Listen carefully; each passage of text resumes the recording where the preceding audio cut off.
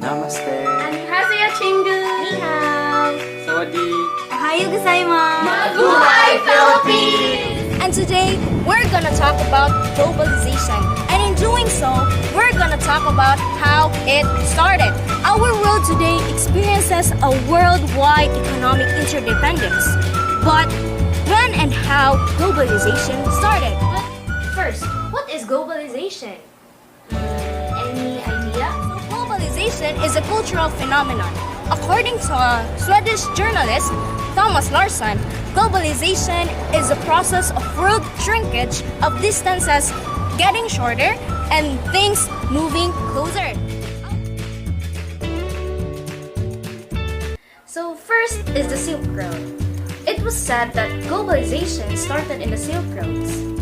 China and Rome had a sort of partnership through trade, and it was also the time when trade became global. And in the Silk Road, it continued to become the route for trading until it was closed for several centuries due to the fall of the two empires. It was then reopened during Marco Polo's late medieval time due to the rise of the new empire, the Mongols. After the Silk Road, there was spice routes. So the spice route started during the 7th century and ended during the 15th century. Basically, this period happened thanks to Islamic merchants. Trade was thus in the DNA of the Islamic religion and its followers, mainly because their founder, Muhammad, was famously a merchant. By the early 9th century, Muslim traders already dominated the Mediterranean and Indian Ocean trade. Afterwards, they could be found as far as East Indonesia, which over time became a Muslim-majority country. So the main focus of Islamic trade were spices. Unlike silk, spices were traded mainly by sea since ancient times. However, during the medieval era, they had become the true focus of international trade. Spices such as cloves, nutmeg, and mace from the Spice Islands were extremely expensive and in high demand. But as with silk, they remained a luxury product and trade remained relatively low volume. So now let's talk about the Age of Discovery, or also known as the Age of Exploration. It was started during 15th century and ended in early 17th century. It is one of the most important events in the history of the Western world. It also involved European exploration using their navigational skills to travel the world. There are three reasons for exploration. First, we have European countries are seeking for new routes to distant trading partners in the Far East, including China, Japan, and India. The second one is the rise of absolute monarchies in Europe.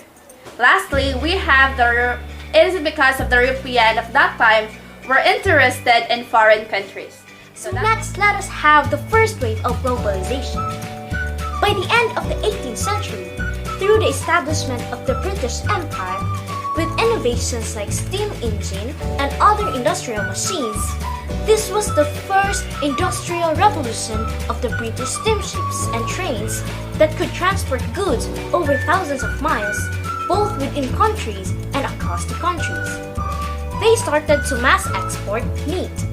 In the 1914, the outbreak of World War I, which brought an end to the escalating high society of the West, had gotten so used to, including globalization. Millions of soldiers died as collateral damage. War replaced trade, destruction replaced construction, and countries closed their borders again. The Great Depression in US led to the end boom in the South America, and a run on the banks in many other parts of the world. World War II followed in 1939, in which trade as a percentage of gross domestic product had fallen to 5%, a level not seen in more than 100 years. The story of globalization, however, was not over. The newly created World Trade Organization encouraged nations all over the world to enter into free trade agreements, and most of them did, including many newly independent ones. In 2001, even China, which for the better part of the 20th century has been secluded agrarian economy became a member of the World Trade Organization and started to manufacture for the world. In this new world, the US set the tone and led by the way, but many others benefited in their slipstream. At the same time, a new technology from the third industrial revolution, the internet, connected people all over the world in an even more direct way. The result has been a globalization on steroids. In the 2000s, global exports reached a milestone as they rose to about a quarter of global gross domestic product. Trade, the sum of imports and exports, consequently grow to about half of the world gross domestic product. Now, let's have Globalization 4.0, which brings us today, when a new wave of globalization is once again upon us. In a world increasingly dominated by two global powers, the US and China, the new frontier of globalization is the cyber world. Digital economy is now becoming a force to reckon with through e-commerce, digital services, and 3D printing. It is enabled by artificial intelligence, threatened by a cross-border hacking and cyber attacks. It also includes the issues in climate change, pollution, and hazardous greenhouse emissions. Okay guys, so in relation to spice roots today, me and my group mates will do a challenge which is already done by a lot of YouTubers and a lot of Filipinos. So let's do the Spicy Noodle Challenge! Okay, Let's sige, go! Here's the spicy noodle, guys. Thank you. You go first. Okay, Okay. You go. It's not It's too plenty. Char. Okay.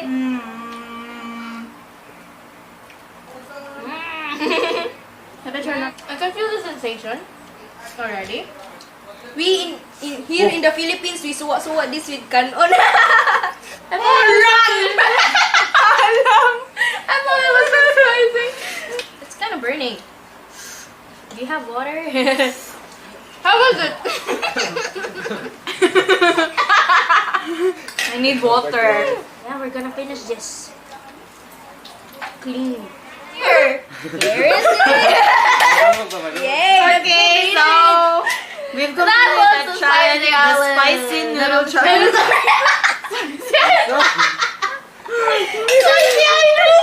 The spicy noodle challenge. Yeah. So here it is. Really? So yeah. We did it.